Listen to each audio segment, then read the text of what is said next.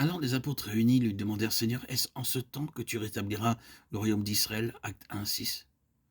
Nous avons fait remarquer dans les précédents audios combien les prophètes étaient occupés avec cette question du royaume. Les disciples du Seigneur Jésus avaient une conception du royaume qui possédait des prophètes.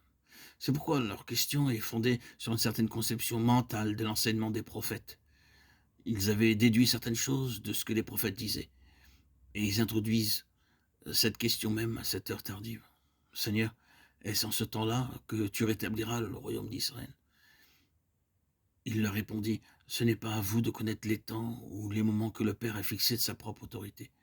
Mais vous recevrez une puissance, le Saint-Esprit survenant sur vous. Et vous serez mes témoins à Jérusalem, dans toute la Judée, dans la Samarie, jusqu'aux extrémités de la terre. Après avoir dit cela, il fut élevé pendant qu'il le regardait. A-t-il instauré le royaume quand il est monté sur son trône? Non. Et nu et le déroba à leurs yeux. Acte 1, 6, 9. C'est ici que tout commence, dans le domaine de la connaissance spirituelle. Parce que cette déclaration du Seigneur Jésus indiquait qu'une nouvelle dispensation allait être inaugurée et qu'elle serait différente de la conception que les disciples avaient de l'enseignement des prophètes. C'était la dispensation du Saint-Esprit. Et ils allaient découvrir que le Saint-Esprit donnerait une signification aux prophéties de l'Ancien Testament qu'ils n'avaient encore jamais saisies jusque-là. Ils ont vu ce que disaient les prophètes seulement lorsque le Saint-Esprit a pris en main la parole de Dieu. Alors, nous remarquons qu'en prenant réellement en main les Écritures, en commençant à les appliquer à leur situation, en donnant la signification divine, des choses se sont passées, non seulement des choses qui étaient inattendues, mais des choses qui étaient absolument contraires et opposées à la mentalité figée des disciples. Et cela a nécessité un complet bouleversement de leur mentalité et l'abandon de positions bien ancrées en eux. L'enjeu est considérable quand le Saint-Esprit peut nous prendre en main. Il y aura alors des changements révolutionnaires dans la vision que nous avons des choses, et le livre des Actes est riche d'enseignements à cet égard. La dispensation et l'économie du Saint-Esprit signifient à notre régime un nouvel ordre des choses. Nous voyons dans cette dispensation quand le Saint-Esprit est venu. Il a commencé par changer les choses parce qu'il en a été chargé. Prenons un exemple.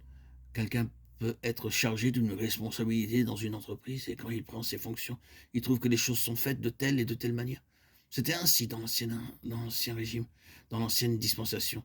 C'est alors qu'un nouveau directeur général arrive. Il fait le bilan de l'ordre établi et considère que ce système est imparfait, car il ne produit pas les résultats pour lesquels l'affaire a été créée. Alors, il commence tranquillement, mais très fermement à introduire le changement, et les choses commencent à bouger. Cependant, tous ceux qui avaient été dans ce régime depuis des années n'ont pas du tout apprécié ces changements, et ils se sont mis à contester. Ils n'en ont pas voulu, ils se sont révoltés et ont commencé à lutter contre l'introduction de ce nouvel ordre.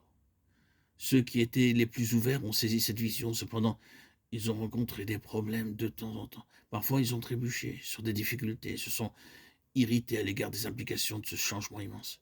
Nous voyons cela dans la vie de Pierre, lors de la visite à Corneille, acte 10. Il voulait simplement contester un peu, pour conserver certaines choses. Ils ont tous eu leur combat, mais ils sont passés par-dessus leurs difficultés. Ils se sont ajustés. C'est alors que le grand changement s'est produit avec des résultats merveilleux. Les choses ont commencé à bouger, le dessin originel a commencé à se former d'une manière merveilleuse, à se réaliser, à s'accomplir. C'est exactement ce qui s'est passé quand l'Esprit Saint est venu le jour de la Pentecôte. Il y avait un ordre établi, mais il n'accomplissait pas le dessein de Dieu. L'Esprit Saint est venu avec toute la connaissance de la pensée divine. Il est venu et a commencé son travail afin de réaliser le dessein divin.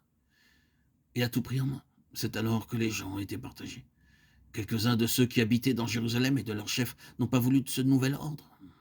Bien, d'accord, ils ont alors tout perdu. Mais d'autres sont entrés dans la communion du Saint-Esprit. Celui qui s'attache au Seigneur est avec lui un seul esprit. 1 Corinthiens 6, 17.